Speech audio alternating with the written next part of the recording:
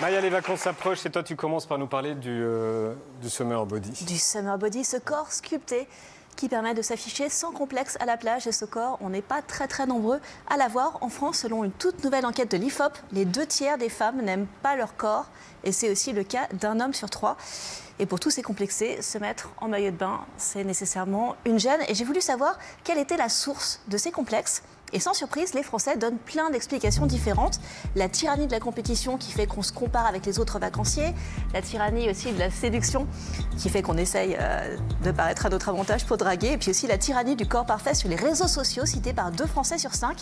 Et de fait, l'idéal d'Instagram et de TikTok est encore plus intimidant que celui du cinéma ou des magazines. Regardez, ça, c'est des images générées par une intelligence artificielle à qui on a demandé de faire une synthèse du corps parfait selon les réseaux sociaux.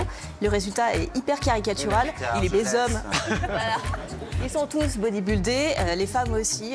On Ils sont tous faux. Hein. Sous stéroïdes. Ça n'existe pas. Ouais. Non, il n'existe pas. Là, aucune de ces personnes n'existe. Oula, petite tête. Et en France, exactement, c'est un peu des monstres, mais ça correspond aussi du coup à une sorte de fantasme. Et il faut savoir qu'en France, on passe presque 2 heures par jour sur les réseaux sociaux. Peut-être que cet été, on passera encore plus de temps sur notre téléphone. Si nos idéaux continuent à ce point de s'éloigner du réel, on finira tous planqués sous nos paréos. Vous faites gaffe à votre Summer Body? Moi, je fais gaffe à mon summer toute la journée, à mon body toute la journée. Your Body. Non, bah oui, c'est à la fois, j'aime bien me sentir bien, je fais du sport, mais je suis pas non plus dans la tyrannie de la perfection, évidemment. Et toi, Alex? Summer Body?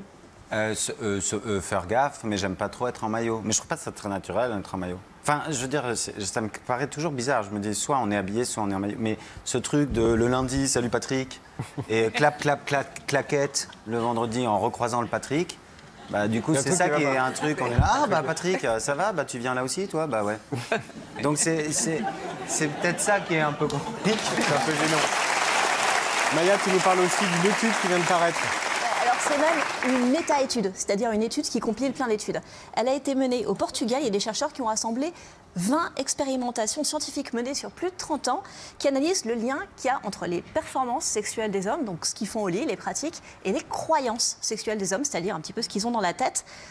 Je résume leurs conclusions. Le féminisme est l'ami des érections. Parce que quand on est féministe, on ne met pas le pénis forcément au centre de sa vie ou au centre des rapports sexuels et ça enlève plein de pression. Et s'il y a bien un truc qui est horrible pour les érections, c'est de se mettre la pression.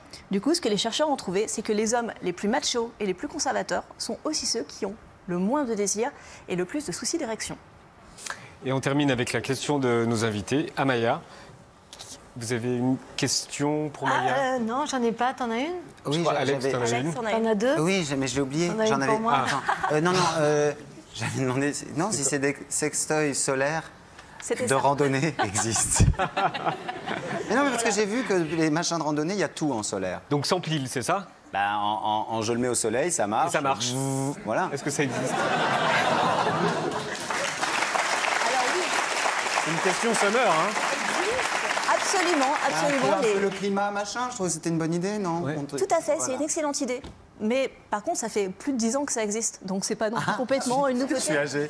Et il faut bien voir que ça n'a pas été un succès extraordinaire non plus. Ah, ça existe a plus. fait le buzz au début, mais on en entend aujourd'hui Je pense que ça charge du en 7 tout ans. parler. C'était assez moche. Regardez, c'était pas très efficace non plus. Elle le présente. Just put the power pack in direct sunlight and you have 60 minutes of playtime from an 8-hour charge. Voilà, en plus Oui, de donc ça, il t'étais faut pas loin. dire que les non, sextoys mais c'est vrai que c'est un écolos projet, du coup. ont tendance à venir directement de Chine, donc forcément, c'était pas très écolo.